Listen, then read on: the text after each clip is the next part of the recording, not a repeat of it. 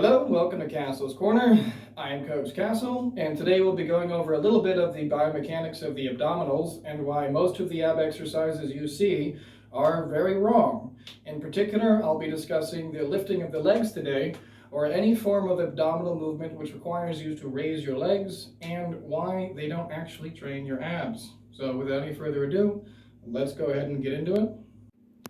So in today's video, I'll be discussing the leg raise, or raising of the legs in conjunction with the training of the abs. Now, the leg raise exercise is familiar to most in the fitness industry as an ab exercise. However, in this video, I'll be examining which muscles are actually active in each part of the exercise.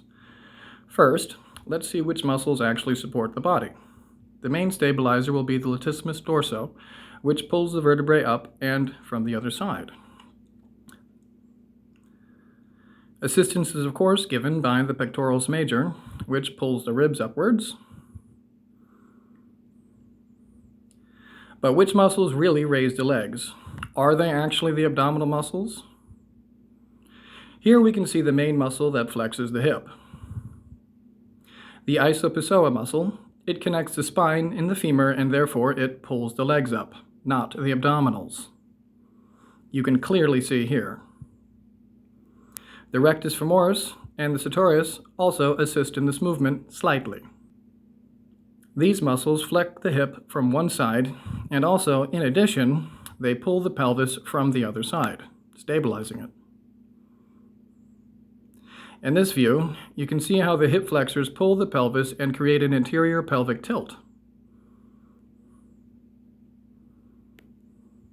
In the hip flexion portion, the abdominal muscles only act as stabilizers in an isometric contraction, which is the lowest form of muscle contraction. They basically prevent the hip flexors from creating posterior pelvic tilt by pulling the pelvis backwards. The second part of the movement is, of course, the pelvic tilt, or raising the knees towards your chest. In this stage, the abdominal muscles do contract dynamically. However, the abdominal muscles are not connected to the leg.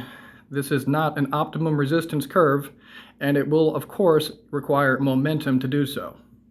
So to summarize, when raising the legs, the abdominal muscles only work in an isolated fashion, or isometrically.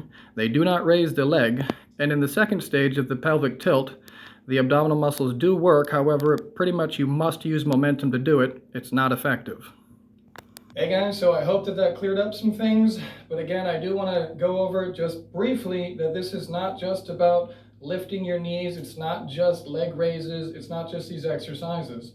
This is any exercise you'll be performing, which is using your legs to train your abdominals. This is not an efficient way to train your abs, it won't produce results, and furthermore, just a reminder, an isometric contraction is the lowest form of muscle training and will not produce muscle growth.